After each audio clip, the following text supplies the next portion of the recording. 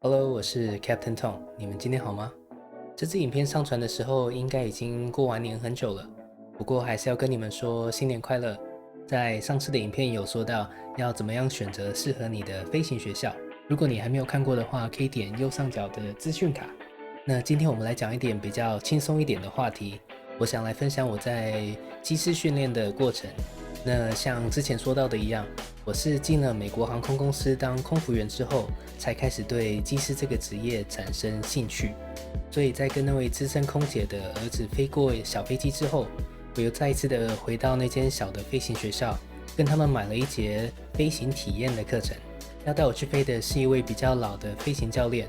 在简单的自我介绍之后，我们就进到了飞机里面。由教练发动了飞机之后，他再跟我讲解怎么样用脚踏板去操纵飞机的方向。就这样，我用蛇形的方式慢慢的让飞机前进。那为什么我说是蛇形呢？是因为那个时候我还不习惯用脚踏板去控制飞机的方向，我还抓不到适合踩脚踏板的力道。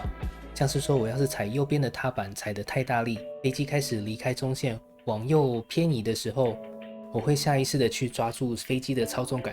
像是车子的方向盘一样，想要去回正飞机的方向。但是在地面上，这个操纵杆是没有办法去操纵飞机的方向的。我要踩左边的踏板才可以让飞机回正，但是有些时候踩左边的踏板力道太大或者是太小，所以会变成我的飞机一直在中线的左右两边一直在蛇形的前进。好不容易我们到了滑行道的尽头，准备要起飞之后，我以为教练会开始接手做起飞的动作，所以我开始放松的靠着椅背，准备让教练接手。但是这个时候教练转过来说：你在做什么？然后我跟他说：我以为你要做起飞的动作，到了空中之后你再交给我。他跟我说：不是，今天是你要起飞。所以我用着很惊讶的语气去问他：你确定？然后心里想着，万一我做错的话怎么办？那个时候我还没有发现，直到了我当上飞行教练的时候才知道说，其实做飞行体验或者是飞行训练都是很安全的。为什么呢？是因为在教练那边也有一组同样的操纵杆跟脚踏板，你在飞行体验或者是飞行训练的过程当中，可以时不时的去看教练的手在哪里，你会察觉到说他们的手有些时候会这样子放在操纵杆的底下，随时准备要接手，万一你做错的话。所以那位教练可以很放心的让我去做起飞的动作。在跟我讲完怎么样起飞步骤的时候，我慢慢的把油门推到全开，然后看着飞机慢慢的加速，在操纵杆往后拉的同时，看着飞机离开跑道。那个时候我的紧张感完全都不见了。到了空中，我体验到了水平飞行、爬升、降低高度，还有转弯。我非常享受这种很自由、很禅的感觉，所以这个更加的让我确定说我要往机师这个职业前进。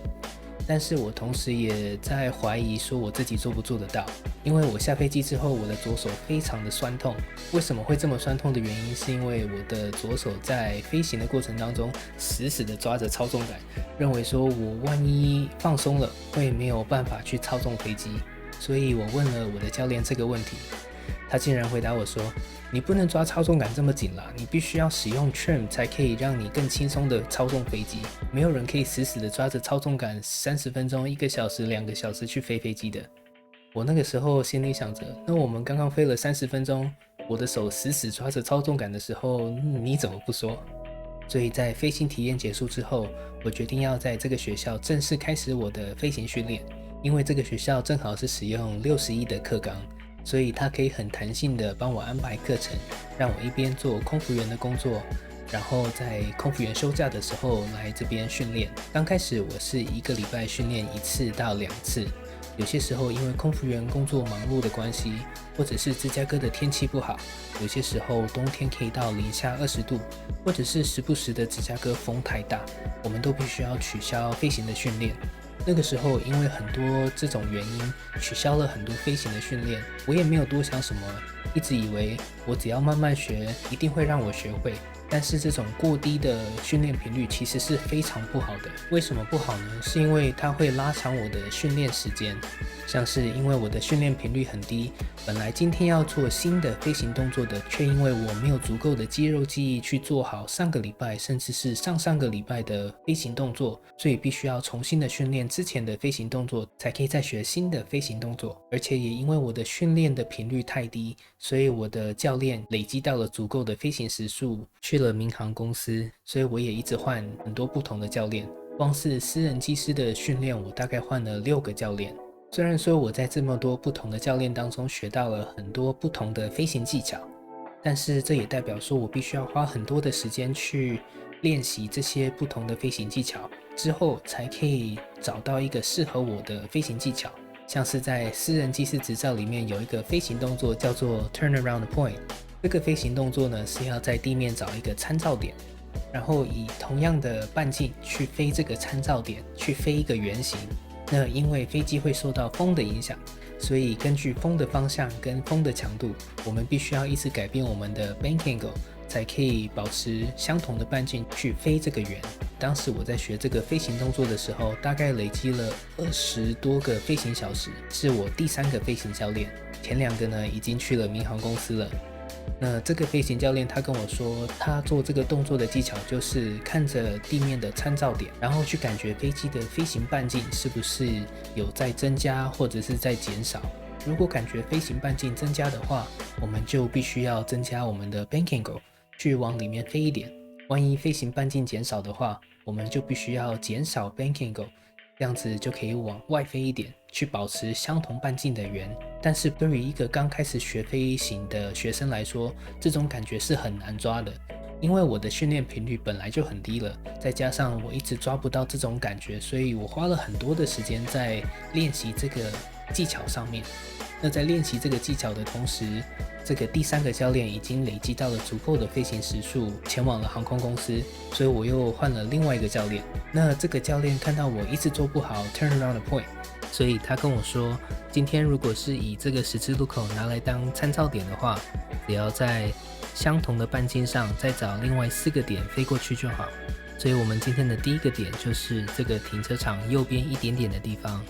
那我们的第2个点的话，以相同的半径来说，应该是这个湖水的右边有一个小雪堆，我们往它的雪堆右边飞一点点就好。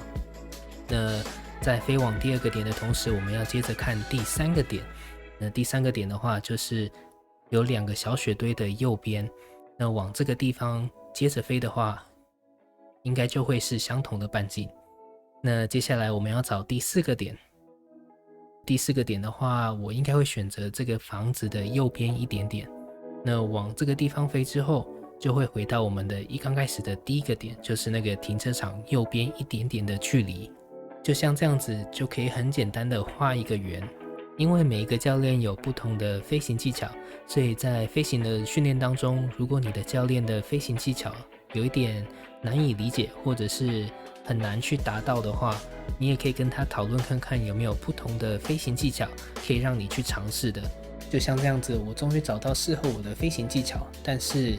也拉长了我训练的时间，而且我的训练的总金额也慢慢的在增加。那在一边训练一边工作的过程当中，我也问了很多的机师，他们跟我说，从零开始一直到被主要的航空公司录取，要花10年的时间。那当然这个是建立在训练的频率很高，每一天都有机会可以去飞的情况之下，才可以有机会达到这样子的时间限制。那个时候我就在想，我已经花了1年多的时间在私人机师执照的训练上面，但是我的进度还没有办法达到可以考试的标准，我的进度实在是太慢了。所以我终于决定去银行贷款，这样子我就不用担心我的学费，而且可以增加我的训练频率。所以终于在从开始训练之后的2年，我终于拿到了我的私人机师执照。如果你对飞行有兴趣，但是还在做决定的话，可以去你们家附近的飞行学校去买一堂他们的飞行体验课程。如果你已经决定要做飞行训练的话，我也强烈的建议你们去增加你们的训练频率，这样子你们就不会花太多的时间跟金钱在一个执照上面。今天的影片就先到这边，